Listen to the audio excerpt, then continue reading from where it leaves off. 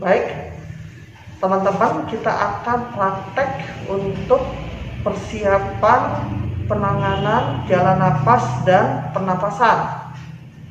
Di sini di depan kita sudah ada alat-alat yang tersedia. Alat-alat yang tersedia ini, teman-teman, kemarin kita sudah diberikan apa saja yang kita siapkan. Ada istilahnya statics. S pertama, masih ingat ya, kita siapkan stetoskop.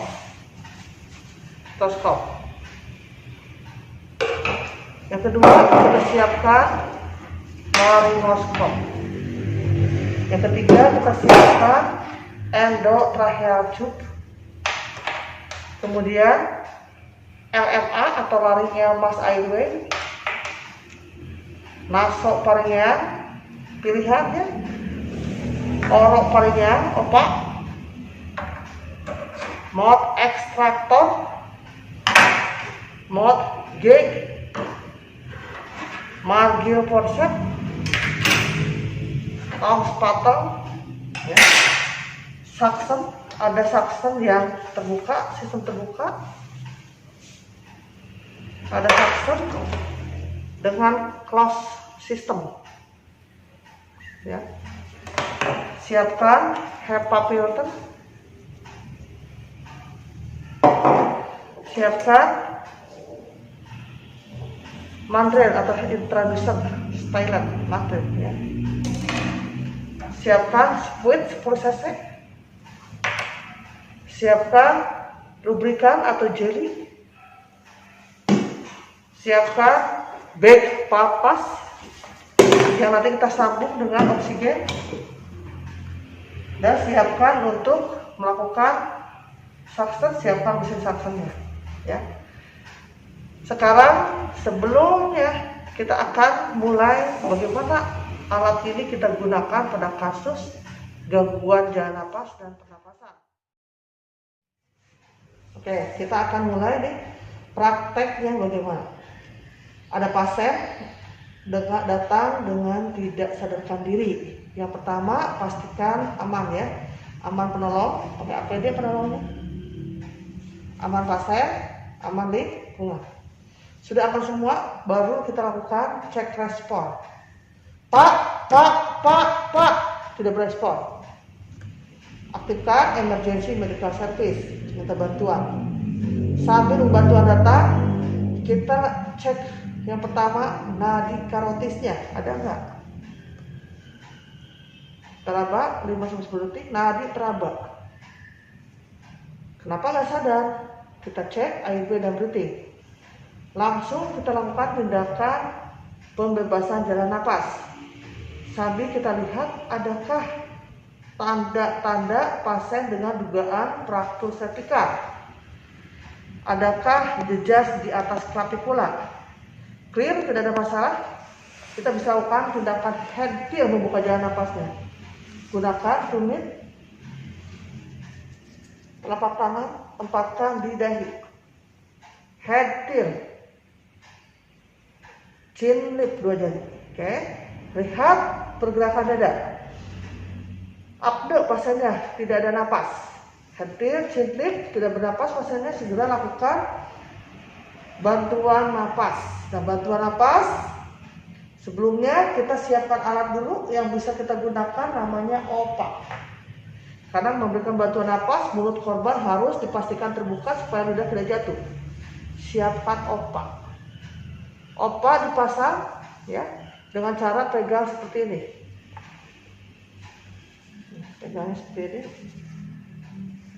Ya, oke. Siapkan. Sebelum dipasang, ukur dulu. Mengukurnya dari sudut mulut sampai ujung telinga atau tragus. Tuh, posisi begini, ya. Ukur sudut mulut nih, sekali lagi sampai ujung telinga tragus.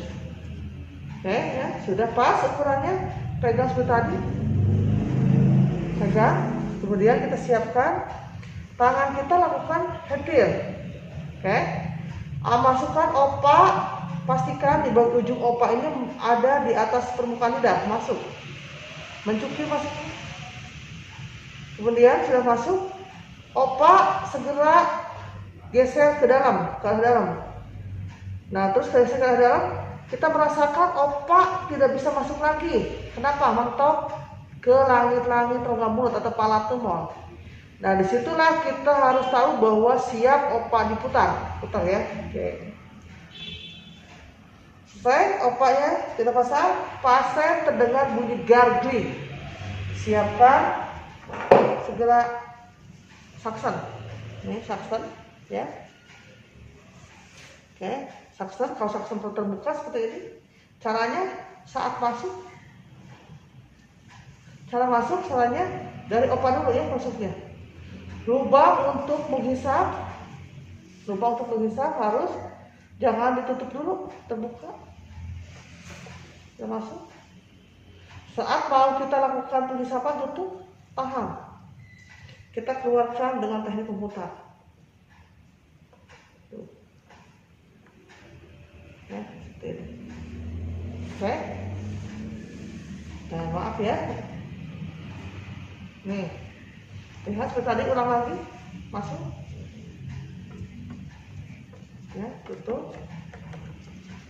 Tutup ya ke arah ini. Tuh. Tahan opanya supaya lepas. Saksa segera keluarkan. Memutar. Nah, ya. Sip, kita aspirasi dan selesai melakukan saksen. Nah, kita lanjut pembebasan pemberian bantuan napas. Siapkan bag pulp mask, sambung oksigen sentral, siapkan ya. Lihat pemasangannya dari hidung ke mulut. Nah, supaya nggak lepas opaknya itu sungkupnya tangan kita membentuk huruf C. Oke, 3 jari huruf E. Ini tahan sini, tarik. Nah, tuh lihat, kita bantu napas. Lihat ya, udara udah masuk. Tahan terus C dan E nya jangan lupa, pastikan. Tahankan. Oke, bantuan napas diberikan 10 kali per menit. Artinya jedanya 6 detik antara napas pertama ke napas berikutnya. Berikan, lepaskan, baiknya hitung 1.000, 2.000, 3.000, 4.000, 5.000, 8.000 sampai 20.000 bantuan napas yang kita berikan. Hentikan, segera cek nadi kembali, evaluasi. Nadi masih teraba, napas yang pergerakan dada tidak ada, kembali bantu napas. Bantu napas seperti ini, yang seperti ini manual, ini akan lama-lama bisa membuat tidak efektif. Kenapa? Karena kita kelelahan, nanti tangan kita bisa tidak stabil memegang sungkup ke mukanya sehingga terjadi kebocoran, ya, sehingga lebih efektif dilakukan tindakan intubasi. Nah, sebelum kita melakukan intubasi, teman-teman, pada masa pandemi ini kita disarankan, direkomendasikan pada saat melakukan bagging itu tidak boleh terlalu lama, harus segera intubasi. Dan kalau mau bagging, jangan lupa menyiapkan HEPA filter. HEPA filter sambung dengan AMOBAG dengan konektor.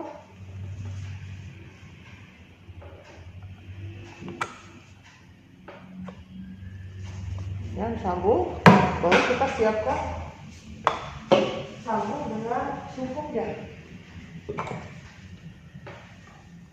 Oke, ya, siapkan. Gitu. Ya, kembali kita beri bantuan apa? Siapkan intubasi. Nah, untuk intubasi, masih ingat tadi kemarin ya istilah statik apa yang disiapkan sudah. Nah, untuk intubasi lihat saturasi oksigen pasien. Kalau saturasi masih di bawah 95, kembali bagging. Ya, tapi kalau saturasi sudah di atas 95 atau 100, kita siap intubasi segera. Ya, buka opanya, lihat cara buka opa. Tangan kita membuka dengan headtil, tahan. Opanya keluarkan, mengarah ke bawah. Nah, siapkan stetoskop. Siapkan laryngoscop. Bagaimana cara memakai efeknya? Lihat tangannya, laryngoscop dipegang oleh tangan kiri. Tadi ingat handle ya, disambungkan dengan blade-nya, ini pengaitnya disambungkan dengan mulut yang mengatu. Cara pasang jangan kayak gini, bukan ya, gini langsung aja lurus, tegak lurus. Masuk, terbunyi satu kali belum masuk adekuat, belum masuk adekuat ya. Bangunkan blade-nya ke atasin. Nah, bunyi kedua itu udah layak. Kelayakan pakai, lihat lampu. Lampu harus menyala terang. Oke, kita siapkan melakukan penggunaannya ya. Nah, tangan kiri yang megang handle seperti ini. Kemudian kita buka mulut korban. Kalau tidak ada trauma servikal, headtil lebih mudah seperti ini, headtil. Oke, udah headtil. Masukkan laryngoscop dari sudut kanan mulut pasien. Kemudian masuk, geserkan lidah korbannya, lidah pasien ke arah kiri. Nah, laryngoscop ada di sudut kiri sekarang. Nah, kemudian angkat laryngoscop ke arah atas, gini. Harus ada celah, ya. Nah, supaya kedudukannya tidak berubah, teman-teman jangan lupa jatuhkan tangan ini ke bawah, ini ke bawah kita. Tapi ini lihat celahnya, terlihat tuh, celahnya terbuka ya, tidak ada. Lihat celah yang harus ada celah supaya laryngoscop ini tidak menekan bibir dan gigi yang untuk mencegah cedera nih. Lihat, harus terbuka, ada celah ya. Oke, siapkan ETT-nya yang sudah dipasangkan intraducer atau mandren. Cari arah lubang yang di bagian atas yang bentuknya rumbe-rumbe ya, putih. Masuk, cara mengarahkan gini, mengarahkannya melengkung. Masukkan. Nah, udah masuk, tahan. Masaknya tahan ya. Laryngoscop lepaskan segera, karena kita tahu pasien tidak kasih oksigen, harus segera. Jangan lebih dari 10 detik ini tindakan memasang ETT ini. Lihat, lepas, sudah lepas, ETT simpan, ujungnya tekuk nih, supaya lampunya mati. Simpan. Nah, sekarang kita siapkan tuh seperti ini ya. Nah, kemudian kita kasih udara. Satu orang bagging, nanti kasih udara. Oke, nah sampai balonnya terbuka nih, ngembang. Kenapa? Supaya posisi ETT di dalam tidak berubah, posisi tidak kecabut. Tahan. Nah, pasien sudah kasih oksigen dari tadi nih. Siapkan untuk pemberian bagging dulu, pemberian oksigen. Nih sabuk oksigen sentral, lihat. Tahan. Ini cantolannya dijepit, tuh. Masukkan, tuh. Tahan. Ya, pompa. Tuh, lihat paru-parunya. Paru-parunya lihat harus mengembang. Teman-teman, paru-parunya mengembang. Artinya ETT masuk betul ke saluran napas, bukan ke saluran pencernaan. Oke. Jelas? Oke. Ini ya.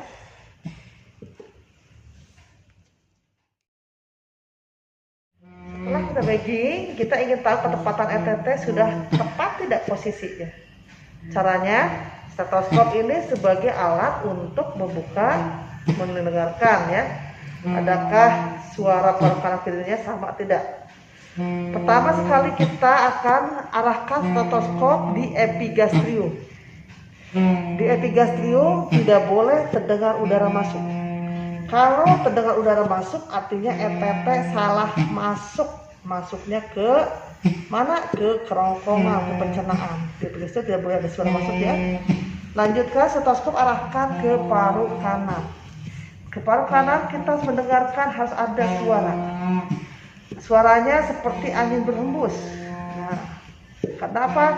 Karena udara yang dikembangkan dari bagging yang dilakukan. Udara itu masuk lewat bagging itu. Oke. Di sini ada di paru kiri. Di paru kiri harus terdengar udara masuk. Nah, di paru kiri ini harus kita dengarkan yang tadi, bandingkan antara kanan dan kiri, sama nggak suaranya. Kalau sama berarti ETT sudah tepat posisinya. Jadi diulang, epigastrium pompa tidak terdengar udara, tidak ada. Paru kanan ada terdengar udara, paru kiri sama. Kenapa jawabannya sama? Karena di sini harus kualitasnya udara terdengar sama dengan paru kanan, ya. Nah itu kalau begitu berarti ETT sudah posisinya tepat. Kalau ETT-nya sudah tepat posisinya, teman-teman segera siapkan untuk persiapan apa? Persiapan untuk memasang fiksasi di luar, ya.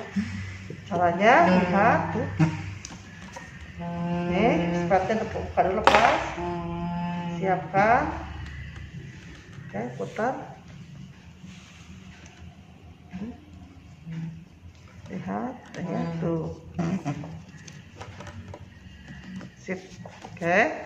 Kalau pasiennya masih ada respon, ya reject, opak pasang lagi supaya tidak menggigit ETT. Oke, ya. Tapi opak tidak perlu dipester. Observasi, kemudian dokumentasikan apa yang sudah kita kerjakan.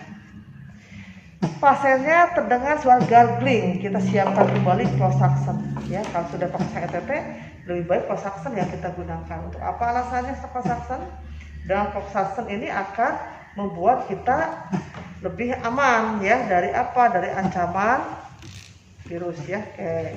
Ancaman apalagi infeksi. Nah, siap ya. Seperti ini kita siapkan ininya, buka dulu filter dan ambu bagnya, lepas, siapkan untuk melakukan close suction kayak gini caranya, ya. Kemudian kita siapkan close suction. Caranya nih, lihat, masukkan, jadi tidak ada celah yang keluar, masuk terus, masuk, ya. Kita masukkan terus tuh, ya. Terus kita berharap supaya slabnya segera bisa dikeluarkan supaya jalan napas bersih tujuannya. Oke. Nah, kita akan tarik, ya. Tariknya gini, tinggal ujungnya aja kita tarik tuh.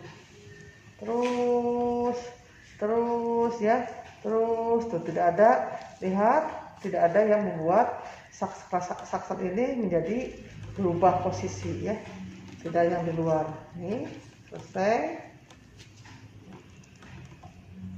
Nah, oke, ya. Terus sudah masuk semua, tahan.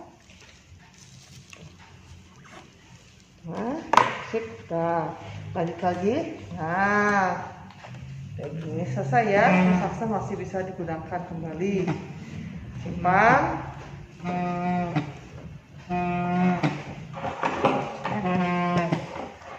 Sip. Pasien setelah ini kalau punya ventilator disambung dengan ventilator, ya. Karena apa? Karena pasien sekarang sudah terpasang ETT. Oke, teman-teman, itu terkait dengan pemasangan ETT, ya. Oke. Nah, sekarang bagaimana kalau pasiennya sekarang sudah bagus nih, hasil AGD-nya normal, kembali normal, ya. Ada respon, udah sadar pasiennya. Nah, kita akan melepaskan ETT-nya. Nah, boleh, ya, kita lepaskan ETT-nya. Caranya yang dilepaskan semua parameter tadi sudah lihat normal. Buka opaknya dulu yang pertama, ya. Oke. Kemudian kita siapkan dulu penggunaan sebelum ETT dicabut, penggunaan terapi oksigen dengan tepis. Nah, tepis pasang, oke, ya.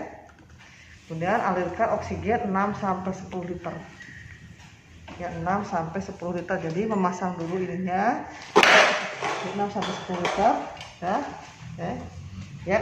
Nah, setelah itu 1 jam kemudian cek lagi AGD-nya. Adakah perubahan respon pasien? Tidak ada lagi, segera buka ETT. Buka ETT, pas persiapan pasien diinformasi, kalau pasien sudah mulai sadar, diinformasikan bahwa akan ETT-nya dicabut atau diekstubasi. Caranya, plasternya kita lepas, ya. Kita lepaskan plasternya. Kemudian kita lepaskan juga balon yang ada di dalam ini, lihat. Balonnya kita kempeskan tuh. Sampai kempes, ya. Udah kempes, baru cabut, ETT aman. Nah, tahan Bapak. ETT-nya akan cabut dulu, alatnya cabut dulu ya, Bapak coba. Nah, tahan ya, tahan. Nah, oke, sip. Selesai. Itu teknik untuk oksidasi. Nah, sekarang teman-teman, saya akan perlihatkan bagaimana terapi oksigen.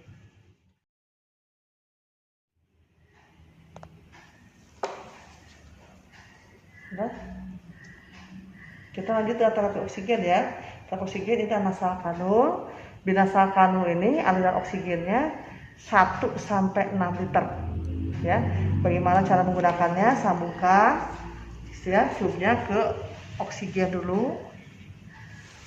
Sambungkan ke oksigen. Nah, udah sambung. Kita rasakan di punggung telapak tangan. Ada rasanya, udaranya keluar. Baru kita pasang ke pasien. Cara masangnya teman-teman boleh seperti ini. Tuh. Nah, nasal kanul itu berikan 1 sampai 6 liter ya. Nasal kanul 1 sampai 6 liter.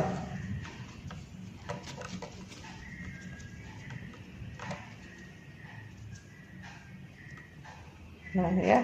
Nasal kanul diberikan oksigen untuk 1 sampai 6 liter dengan konsentrasinya 45% maksimal. Konsentrasi oksigen 45% maksimal dengan nasal kanul.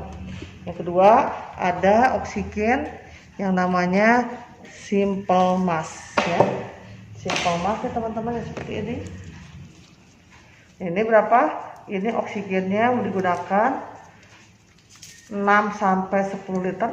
Ini ada simple mask muka singkatnya. Ya, ini sambung dulu ke oksigen sentral sama tadi kayak gini. Terus ke sini kita buka. Lihat tuh. Sungkup yang lancip ke hidung dulu pasangnya. Baru ke arah mulut. Nah, ini konsentrasi dengan simple mask adalah maksimal sampai 60%. Ya, simple mask. Tadi yang sama dengan simple mask kita sudah coba gunakan pada saat pasien dipasang ETT. Ini namanya tepis ya. Tepis 6 sampai 10 liter juga. Konsentrasinya maksimal 60%, tapi pasiennya harus sudah terpasang tube ETT ya. Tepis. Berikutnya ada rebreathing mask. Rebreathing mask, ingat yang breathing kemarin apa katanya ya, ada kantong.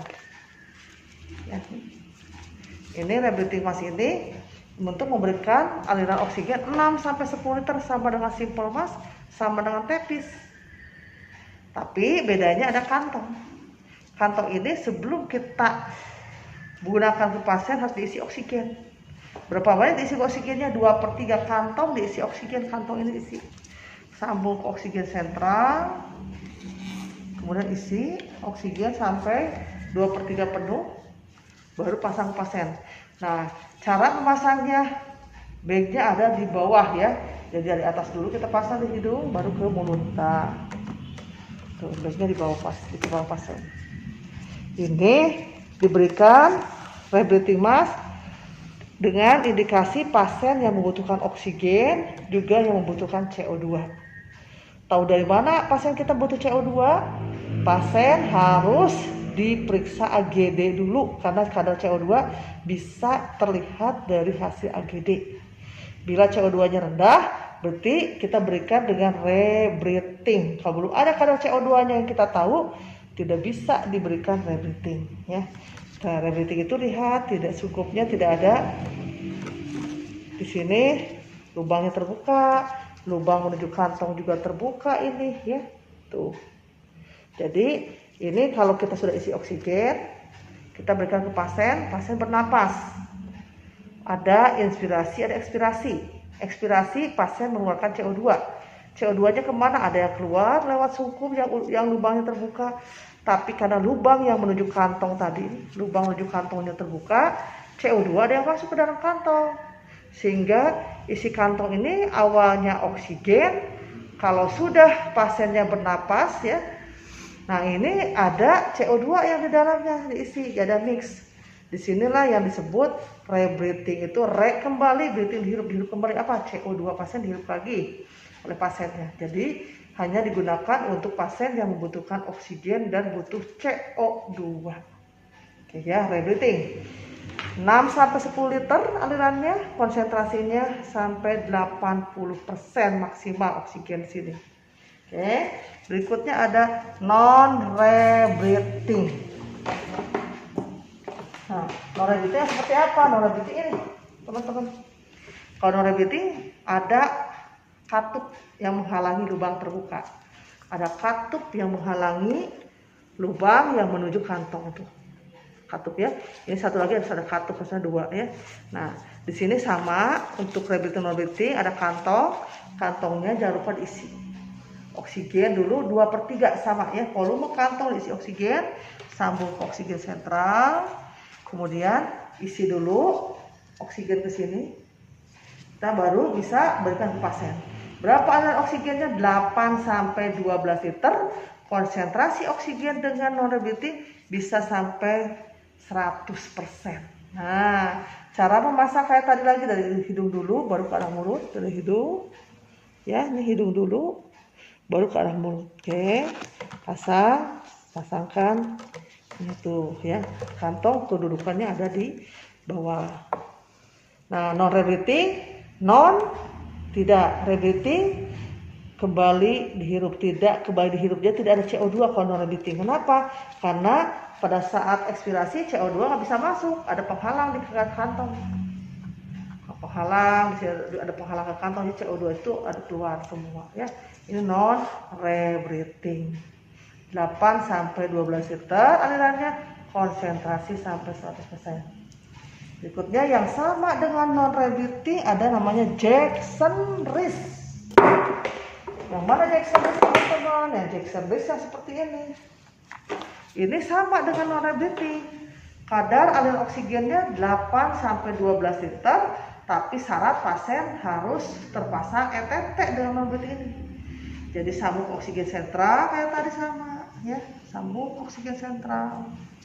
Si pasiennya harus dipasang ETT atau tube. Mana itu? Sambungkan saya ini. Tuh, nanti nyambung seperti ini. Ini kan masuk ke pasien tadi ya. Ini seperti ini. 8 sampai 12 liter, konsentrasi bisa sampai 100%. Nah, berikutnya ada ya namanya oksigen, pemberian oksigen dengan tekanan positif yang disebut tadi ya BAG-PAP-MAS. Ini berapa liter? 10 sampai 12 liter.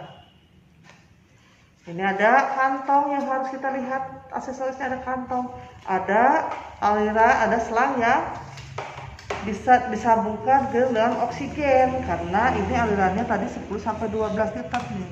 Ya. Baru kita bisa pasang. Sebelum pasang sungkup ini jangan lupa kalau kita memberikan terapi oksigen dengan ada sungkup, pastikan mulut pasien terbuka. Kenapa mesti terbuka? Supaya udara yang oksigen yang kita berikan masuk dengan adekuat ya. Jadi kalau pasiennya belum terpasang, kalau mulutnya tertutup, pasang dulu opak kayak tadi, ukur opak dulu, udah pas opaknya, pasang dulu ya.